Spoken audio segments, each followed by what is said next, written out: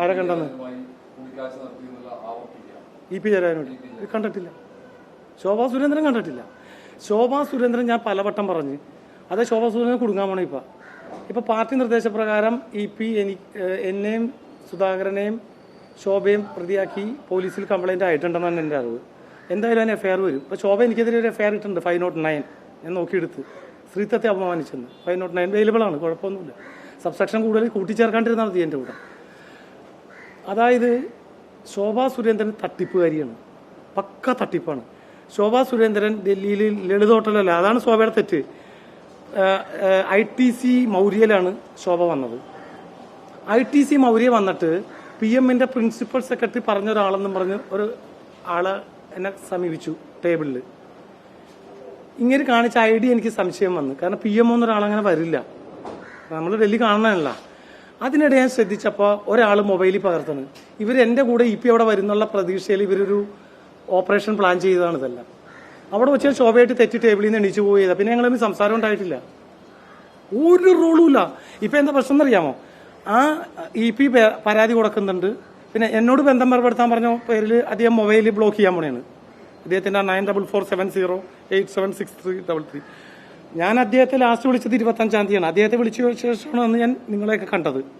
അദ്ദേഹത്തെ വിളിച്ച് ഞാൻ അദ്ദേഹത്തോട് ചോദിച്ചു, ഈ സുധാകരനും ശോഭയും പറയുന്നത് അസംബന്ധവും കളവുമാണ്, നമ്മുടെ സംഭവങ്ങൾ ഇന്നതാണ് നടന്നത്, പറഞ്ഞോട്ടെ പറയാൻ പറഞ്ഞു. അവിടെ ഞാൻ തെറ്റുകാരനല്ല, ഞാൻ അദ്ദേഹത്തോട് തന്നെ സംസാരിച്ചത്. ഒരു മീറ്റിങ്ങിലും ശോഭ പങ്കെടുത്തിട്ടില്ല.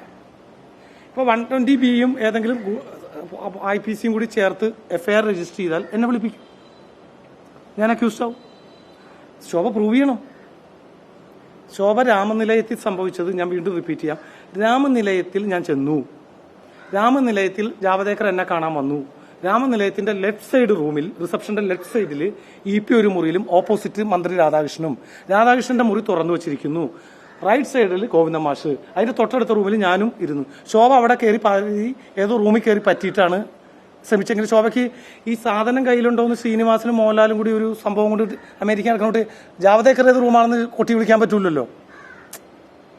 ഞങ്ങൾ പോയിട്ട് ശോഭയ്ക്ക് പുറത്തിറങ്ങാൻ പറ്റിയില്ല, മനസ്സിലായ?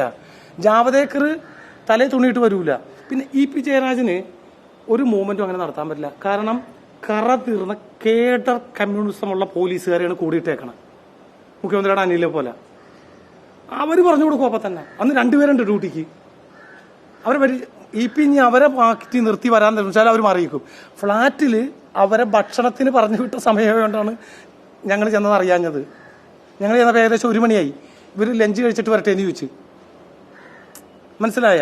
അപ്പം അത്രയുമുള്ള ഒരാളെ എങ്ങനെ അവർ പറയും എന്നുള്ള എനിക്കറിയാം.